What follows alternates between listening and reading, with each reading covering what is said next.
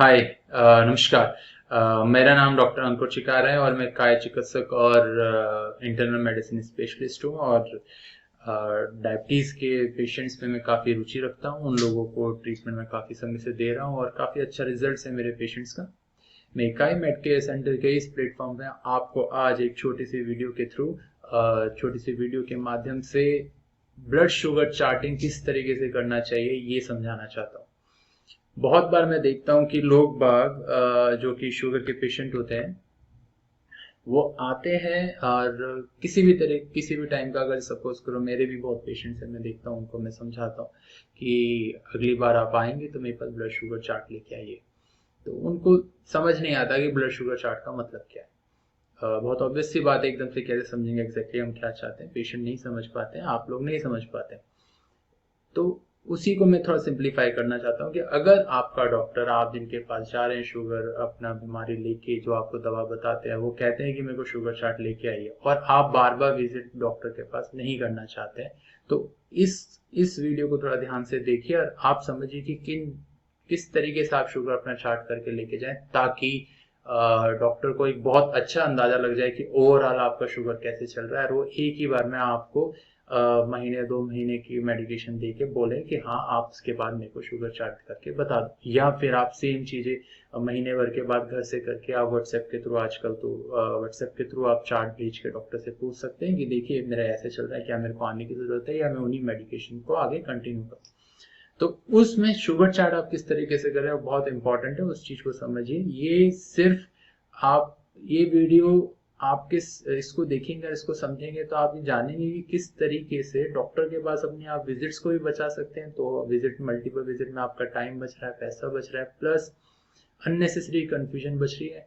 और इसके अलावा आप ये भी देखेंगे कि आप जितनी बार स्ट्रिप्स करते हैं, तो स्ट्रिप्स भी महंगी आती है शुगर की, आप मल्टीपल टाइम स्ट्रिप्स कर रहे हैं और शुगर चार्ट का कोई इंपॉर्टेंस नहीं आ रहा, तो आपकी आपके लिए एक तरीके से वो स्ट्रिप वेस्ट हो रही है, पैसा वेस्ट हो रहा है। तो आप वो भी पैसा बचा सकते हैं कि लिमिटेड स्ट्रिप्स में किस तरीके से गुड क्वालिटी शुगर चार्ट बना सकते हैं, ताकि लोगों को, डॉक्टर को समझ आ जाए कि ये है, तो वो एकदम से आपके ट्रीटमेंट रिवाइज करके बता देगा और आपको भी समझ आएगा कि ओवरऑल किस तरीके से चल रहा है। तो सबसे पहला तो इम्पोर्टेंट पॉइंट ये है कि जो मैंने आपको मील टाइमिंग का बताया उसको अच्छे तरीके से फॉलो करिए और उसी पे बेस्ड हम शुगर चार्टिंग का भी करेंगे बात। और दूसरा, सॉल्ट कम खाना है, चिकनाई कम खानी है, स्वीट्स कम खानी है, जो फ्रूट्स नहीं खाने उनका ध्यान देना है। तो आप सबसे पहले तो उन चीजों को फॉलो करिए। उसके बाद शुगर चार्टिंग ना 2-3 तरीके की होती है। तो आपको डॉक्टर बोल सकता है कि आप ना मेरे पास 7 पॉइंट चार्ट करके लाओ, ठीक है। दूसरा आपको बोल सकता है फास्टिंग चार्ट करके लाओ, और तीसरा वो एक स्पेशल टाइप का चार्ट बना के देते हैं कि फास्टिंग एंड पोस्ट प्रेंडियल का चार्ट होता है। पोस्ट प्रेंडियल चार्ट होता है, मतलब खाना खाने के बाद का चार्ट करके लाओ। तो ये देखने के लिए कि आपका पोस्ट प्रेंडियल खाना खाने के बाद भी शुगर तो नहीं ऐसा कि फ्लक्चुएट कर रहा है, बहुत हाई पहुंच जा रहा है, और खाली पेट आपका सही है। दोनों ही केस में, क्योंकि जब भी शुगर राइज करेगा आपका शरीर में कुछ ना कुछ ऑर्गन डैमेज का होता है। माइंड माइक्रोवेस्कुलर डैमेज होगा, कभी मैक्रोवेस्कुलर, मतलब कि छोटी नसें और बड़ी नसों में डैमेज होता है। तो हमारा एम है कि हम फ्लक्चुएशन भी ना हो और ओवरऑल भी कंट्रोल रहे हमारा शुगर, हमारा दोनों एम है। तो हम उस चीज के लिए चार्टिंग का जो आपको बोलते हैं, तो इनमें से कुछ ना कुछ एक चीजें बोलते हैं। तो सबसे पहले मैं एक बहुत इंपॉर्टेंट पॉइंट बोलना चाहता हूँ कि कभी भी आपको शुगर चार्ट बोले तो रैंडम चार्ट करके लेके जाने की जरूरत नहीं, रैंडम चार्टिंग करने की जरूरत नहीं, कोई फायदा नहीं होता उससे। रैंडम से हमें बस ये पता चलता है, बीइंग में डॉक्टर, मेरे पास कोई पेशेंट आ रहा है तो मुझे बस इतना पता चलता है कि हाँ यार इसका शुगर ना बढ़ा हुआ है, तो मैं किस चीज को टारगेट करूं, फास्टिंग को, पोस्ट प्रेंडल को, कैसे कितना आपका दवा दूं, किस तरीके से आपका पूरा डे का रहेगा, तो वो मुझे आइडिया नहीं लगता। कभी मॉर्निंग का फ्लक्चुएट हो सकता है, कभी इवनिंग का। मेरा एम, जैसे आपका एम है डाइट को कंट्रोल करके पूरा शुगर और होल डे में कंट्रोल रखना, लोअर लेवल पे रखना, नॉर्मल लिमिट में रखना, वैसे ही दवा में मेरा एम रहेगा कि मैं आपको, आपकी शुगर एक लेवल में मेंटेन रहे, आपका फ्लक्चुएट ना करे। अगर फ्लक्चुएट कर रहा है तो गड़बड़ है, ठीक है। तो उसको कंट्रोल करने के लिए इंपॉर्टेंट है कि रैंडम चार्ट करने की कोई जरूरत नहीं है, वो वेस्ट ऑफ थिंग है। आपकी स्ट्रिप्स भी वेस्ट हो रही है, मेरे को भी समझ नहीं आ रहा है, आपकी विजिट भी वेस्ट हो रही है। मैं फिर से बोलूंगा ये वाला चार्ट करके लाइए, कि फास्टिंग पोस्ट पेंडियल या 7 पॉइंट चार्ट करिए, तो उन चीज़ों को समझते हैं कि वो क्या चीज़ है। और जब भी डॉक्टर के पास जाएं, दूसरा पॉइंट में एक इम्पॉर्टेंट बोलना चाहता हूँ, जब भी जाएं तो ये चार्ट अपने आप ही बना के लेके चाहिए इनमें से कोई एक। तो उससे क्या होगा, आपकी मल्टीपल विजिट्स बचेंगी, है ना। कोई स्पेसिफिकली इनमें से चार्ट चाहिए किसी डॉक्टर को तो आप पूछ सकते हैं, अदरवाइज खुद ही एक चार्ट बना के लेके जाइए, ताकि आप मल्टीपल विजिट बचे, डॉक्टर को भी अच्छा आइडिया हो ये है, तो वो भी उसी को देख के आपको दवा दे पाएगा। ठीक है, तो सबसे पहला देखिए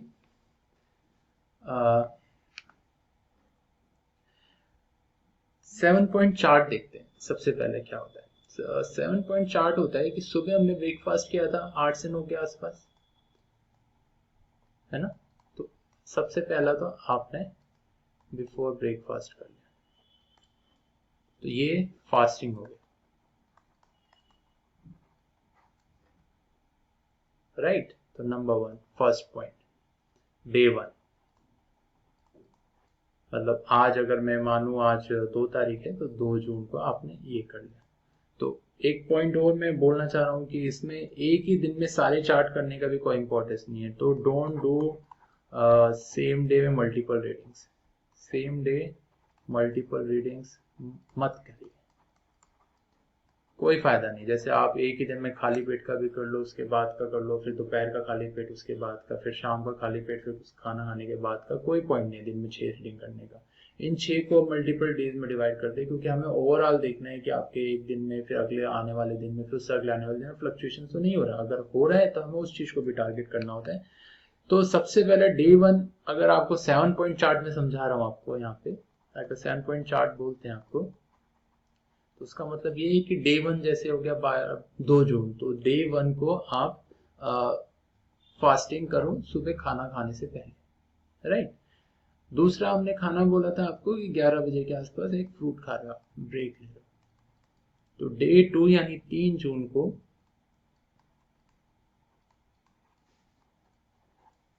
आप 11 बजे से पहले, यानी खाना खाने से पहले, तो ये क्या होगा, अगर आप 8 से 9 बजे के बीच में खाना खा रहे हैं, 2 घंटे 11 बज गए, यानी 2 घंटे बाद, तो ये मॉर्निंग के खाना खाने के बाद पोस्ट प्रेंडल शुगर हो गई आपकी, यानी फ्रूट से पहले खाएं करेंगे चार्ट, बट मॉर्निंग से पोस्ट प्रेंडल हो गया। तो पोस्ट प्रेंडल यानी खाना खाने के 2 घंटे बाद मॉर्निंग के शुगर वैल्यू हो गई, तो हमें समझ आ जाएगा कि फास्टिंग में पोस्ट प्रेंडल कैसे रह रहा है। तीसरा, अगर अब थर्ड रीडिंग आपको जो लेनी है वो हम लेंगे लंच में। तो लंच हमारा है 1 से 2 के बीच में लंच कर रहे हो आप, तो इससे पहले लेंगे, लंच से पहले फास्टिंग, है ना। तो लंच से पहले का शुगर हो गया एम्प्टी, तो ये 4 तारीख को, 4 जून को हमने ये कर दिया, D3 हो गया। ऐसे ही 5 जून को ये डे 4 हो गया, तो ये हम करेंगे 4 बजे के आसपास, 4-5 बजे चाय से पहले, ठीक है। तो अगर आप 1-2 बजे खाना खा रहे हो, तो उसके 2 बाद ये पोस्ट प्रेंडल हो जाएगा, ठीक है। तो फिर आपका ये चौथी रीडिंग हो गई। 5वीं रीडिंग आपकी क्या हो जाएगी कि 6 जून को आपने, जो कि डे 5 हो गया, आपने डिनर से पहले कर लिया, है ना। तो डिनर हम 8 से 9 बजे कर रहे थे, तो उससे पहले कर लिया आपने डिनर। फिर दूसरा हो गया इसके 2 घंटे बाद, जो हम 11 बजे के आसपास का ब्रेक ले रहे हैं, तो उससे 11 बजे के आसपास जो हम ब्रेक ले रहे हैं उससे पहले, तो ये डिनर का पोस्ट प्रेंडल हो गया। ये 7 जून को डे 5, डे 6, ठीक है। तो 6 रीडिंग। तो आप कहेंगे कि आप सब 6 रीडिंग तो ये हो गई कि आज जैसे 2 तारीख है, आज आपने सुबह खाली पेट ब्रेकफास्ट से पहले कर लिया, कल 11 बजे जो कि खाना खाने से 2 घंटे बाद हो जाएगा। फिर डे 3 यानी 4 जून को आपने किया फिर से लंच से पहले, फिर लंच के 2 घंटे बाद, फिर आपका डिनर से पहले, फिर डिनर के 2 घंटे बाद। और एक दिन हफ्ते में आप क्या करेंगे, रात को 3 बजे जगेंगे, 3 बजे जगेंगे और उस समय का शुगर चेक करेंगे। तो ये 7th रीडिंग हो जाएगी, जो कि डे 7 हो गया, डे 7 यानी 8 जून, ठीक है। तो एक समय वो क्यों रात को 3 बजे जगना है, वो मेडिकली हम जानते हैं कि कई बार सुबह से पहले हमारे कुछ फिनोमिनास होते हैं कि उस समय शुगर कई बार ज़्यादा हो जाता है, कई बार कम हो जाता है, तो हमें उस चीज़ को चेक करना पड़ता है कि क्या हो रहा है एग्जैक्टली। तो ओवरऑल हमें एक हफ्ते का, हमें इस तरह से देखेंगे तो आप अगर हम मंडे से शुरू कर रहे हैं तो संडे तक का हमारा सारा 7 डेज का 7 पॉइंट चार्ट हो गया। इस समय एक हफ्ते की आपकी शुगर रहेगी। अगर ये सारी वैल्यूज ठीक है तो मोस्ट लाइकली आपका पूरा महीना, साल, पूरा महीना 2-3 महीने सही निकलेंगे, अनटिल अनलेस आप ही गड़बड़ ना करें कुछ, या फिर आपके बॉडी में जो अब इंसुलिन रेजिस्टेंस डेवलप होने लग जाए। वो एक चीज होती है जिसमें इंसुलिन की कमी हो जाती है हमारे शरीर में, जो इंसुलिन होता भी है तो वो रिएक्ट नहीं कर पाता, तो आपकी ब्लड शुगर कम नहीं हो पाती। उसको बाद में समझेंगे। अभी बस इतना समझिए कि इस 7.4 से हमें एक हफ्ते की शुगर का आपका अंदाजा लग रहा है, जिससे कि हम बेटर आपको दवा दे सकते हैं। तो अगर 7.4 कोई बोलता है तो इस तरीके से आपको देना है, राइट। अब इसके अलावा एक और तरीका होता है शुगर चार्ट करने का। अगर आपको फास्टिंग और पोस्ट प्रेंडर यानी खाना खाने के 2 घंटे बाद के चार्ट करना है, तो वो एक तरीका ये चार्ट है, ये आप अपने घर में बना सकते हो। Before breakfast, after breakfast, before lunch, after. हाँ, ये डेज हो गए। देखो, ऐसे आप चार्ट बना सकते हो। Day 1, day 2, day 3। यानी डे 1 हो गया आपका, यहाँ तो 2 जून है आज, और फिर 3 जून, और फिर 4 जून। ठीक है, तो आप करोगे क्या, इधर को ऐसे लिखो, बिफोर ब्रेकफास्ट यानी सुबह खाना खाने से पहले, फिर 2 घंटे के बाद ब्रेकफास्ट के यानी आफ्टर ब्रेकफास्ट, फिर बिफोर लंच हो गया यानी 1 बजे से पहले, फिर 2 घंटे के बाद आफ्टर लंच हो गया, फिर बिफोर डिनर हो गया यानी शाम रात के खाने से पहले, और फिर 2 घंटे के बाद आफ्टर डिनर हो गया। तो डे 1 हमें सिर्फ ये 2 रीडिंग रखी है, ये सिर्फ बस कि सुबह खाना खाने से पहले और फिर 2 घंटे के बाद, यानी तो 11 बजे जो हम फ्रूट खाते हैं उससे पहले। फिर डे 2 आप क्या करिए, सुबह खाना खाने से पहले करिए, लंच से पहले करिए, लंच के 2 घंटे के बाद करिए, तो इससे हमें अंदाजा लग जाएगा। और डे 3 आप क्या करिए, सुबह खाना खाने से पहले और रात के खाना खाने से पहले और रात के खाना खाने के 2 घंटे के बाद। तो एक तरीके से आप क्या कर रहे हैं, डे 1 पे 2 रीडिंग है, डे 2 पे 3 रीडिंग है, डे 3 पे 3 रीडिंग है। तो इनको लाएंगे तो इससे भी हमें काफी अंदाजा लग जाता है कि किस तरीके से आपका ब्लड शुगर ना खाली पेट चल रहा है, डिनर की फ्लक्चुएशन हो रही है तो उससे मॉर्निंग के ब्रेकफास्ट की शुगर पे क्या अंतर पड़ रहा है, लंच में फ्लक्चुएशन हो रही है तो उससे क्या पता चल रहा है। ओवरऑल पूरे दिन का 3 दिन का हमें अंदाजा लग जाता है। इससे हम बहुत हद तक आपका ब्लड शुगर के जो मेडिकेशन है उसको एडजस्ट कर सकते हैं। तो ये वाला भी एक आप चार्ट कर सकते हैं, 3 डेज चार्ट करके। ठीक है, 3 days fasting and post prandial charting अगर कोई बोलता है शुगर का, तो आप ऐसे करके दिखाएंगे। ठीक है, और तीसरा आप क्या कर सकते हैं, अगर आपको कुछ नहीं समझ आ रहा है, इस वीडियो के बाद भी अगर आपको नहीं समझ आ रहा है, तो आप क्या करिए, 1-2 दिन का ना सुबह फास्टिंग चार्ट करिए, फास्टिंग ब्रेकफास्ट करिए, फास्टिंग ब्रेकफास्ट करिए, फास्टिंग लंच करिए, और रैंडमली डिनर से बाद भी कर सकते हैं, डिनर के 2 घंटे के बाद कर सकते हैं।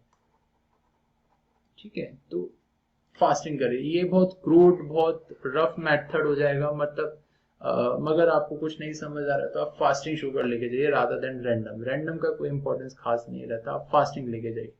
रैंडम का भी रहता है मगर इतना अच्छा आपका हम ब्लड शुगर कंट्रोल नहीं कर पाएंगे जितना बेटर हम फास्टिंग और पोस्ट प्रेंडर से कर पाएंगे। तो थोड़ा सा ध्यान दीजिए।